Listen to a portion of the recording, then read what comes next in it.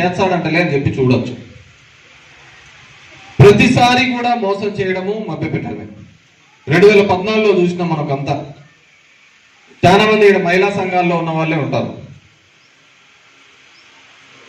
మధ్యతరగతికి సంబంధించిన వాళ్ళు ఉంటారు.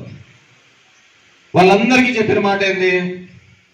మీ సంఘాలవన్నీ అప్పంతా మాఫీ చేస్తాం, మీరేం కట్టక్కర్లే అని చెప్పాడు. మీ బంగారు ఇడిపిస్తాము, మీరు బంగారు ఏమీ కానీ చేయొద్దండి అని చెప్పినాడు. మీకు మగ్గం ఉంటే చాలు 600 రూపాయల నుంచి 1000 రూపాయలు చేస్తాను అని చెప్పి చెప్పడం జరిగింది. ఏమైనా చేసినాడా అని అడుగుతున్నా. చేసే ఆలోచన చేశాడా అని చెప్పి అడుగుతున్నా. సెంటిమెంట్ అంట, ఇల్లు కట్టుకుంటే ఓడిపోతామని చెప్పి. ఇల్లు కట్టుకుంటే ఓడిపోయింది కదరా, ఇంటికాడ లేకపోతే ఓడిపోతారు. జనాలకు అందుబాటులో లేకపోతే ఓడిపోతారు. ఏ ఎమ్మెల్యేనే చూసినారో పొద్దున్నే మీరు మామూలుగా బ్రషింగ్ కూడా చేస్తా ఉంటారు. 6-6:30కు వచ్చి ఏమన్నా నీ ఇంట్లో ఏం సమస్య ఉంది, నీ పిల్లలు చదువుతున్నారా లేదా, నీకు ఇల్లు వచ్చిందా లేదా, ఏమైనా ఇబ్బందులు ఉన్నాయని అడిగే ఒక ఎమ్మెల్యేలో చూసినారు.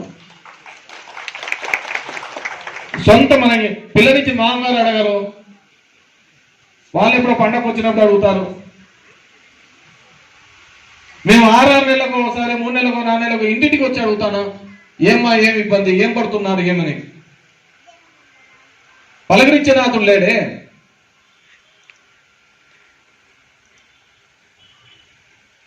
ఈరోజు చంద్రబాబు వచ్చినప్పుడు చెప్తున్నాడు హామీలు. మేము వస్తే అది చేస్తాం, ఇది చేస్తాం, ఇది చేస్తాం. ఏం చేస్తాడయ్యా నువ్వు అంటే, మేము వాలంటీర్లను అట్లే ఉంచుతాం, సచివాలయాలను అట్లే ఉంచుతాం, ఇంకో పథకం అట్లే ఉంచుతాం. మరి ఇన్ని అట్లే ఉంచేటప్పుడు జగన్ రెడ్డిని కూడా అట్లే ఉంచితే సరిపోతుంది కదా.